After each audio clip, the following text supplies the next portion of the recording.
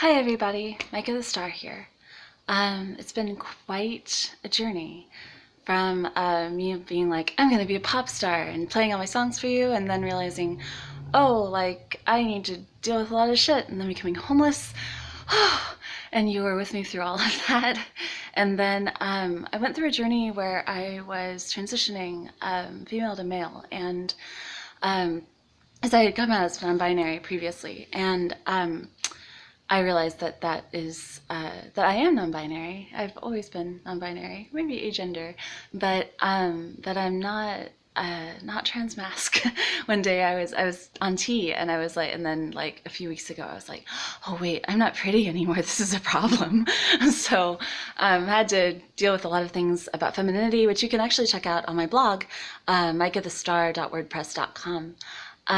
But I've decided that I'm just going to be brave. And lately I've been embracing both my femininity and my spirituality. And I thought that maybe I would share, instead of like just trying so hard to write pop songs, just share with you the songs that I'm writing in general and all the songs that I've written since I was a kid. I started writing songs when I was around 6. My dad was a songwriter. My mom was a singer, also an actress. And so I definitely had the art gene. And I was a really big fan of Robert Louis Stevenson. I had a book of Robert Louis Stevenson poems. And the first poem, or one of the poems that I really, really loved the most, was a poem that I don't remember the name of it, but it went, little drops of water, little grains of sand, make the mighty ocean and the pleasant land. Little deeds of kindness, little words of love, make our garden Eden like the heaven above. And and that poem really resonated with me, even as a 6-year-old. And I was like, wow, I really want to, I like that a lot. And I think I'm going to set it to music. So I did.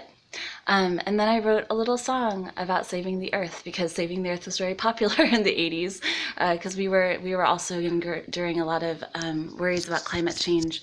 And I'm so glad to see that things have come full circle. I'm sad to see that things have come full circle, but I'm also glad because it seems like the world is really working hard to become a better place. We're all working together to make the world a better place. And honestly, if I do anything with my music, that's what I want to do, is make the world a better place. So here's the song that I wrote when I was 6. And then I got to sing it on on an airplane when I was in 2nd grade, because I like pulled the stewardess aside and I was like, hey, I wrote the song. And she's like, oh, that's cute. And then I sang it and she was like, oh my God, you need to sing this. So I sang it over the intercom and it was really cool. I've had a lot of weird experiences like that. But anyway, here is my song. Little drops of water, little grains of sand, make the mighty ocean and the pleasant land.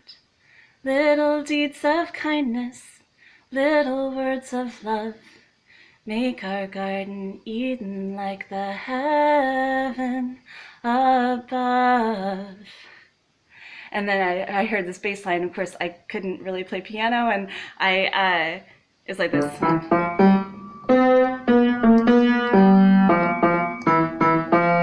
Ah, there we go.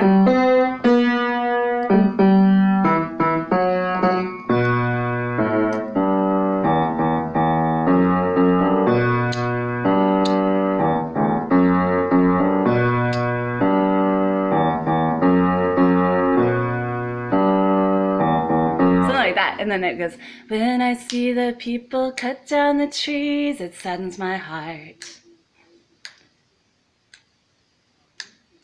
When the people don't replant, it makes me angry. I get frustrated that only a child, gets pushed out of the way. If I had a chance to talk, this is what I'd ask and say. How many times do we have to cut down trees until we notice that not many trees are there? How many times do we have to say we don't care? If we could reach out to each other, helping a brother, wouldn't we be much better off? Save the earth. So anyway, that was my song, and much like when I was growing up, there was people talking in the background, so this is very accurate. So I will be recording all of my songs. Eventually they will start having music, but I'm glad to share my so far 35-year journey. I know, I can't believe I'm 35. I'm gonna stay young forever. But I'm so happy to be here to share my heart with you, because I think that's why I'm here, is on earth, is to share my heart as best as I can, even though it's super, super scary, and even though many, many, many people have not understood it, and even though I've been abandoned by pretty much everybody in my life before. I think, if anything, my job is to keep my heart open and to bravely share what's inside of it. So here I am. Stay tuned.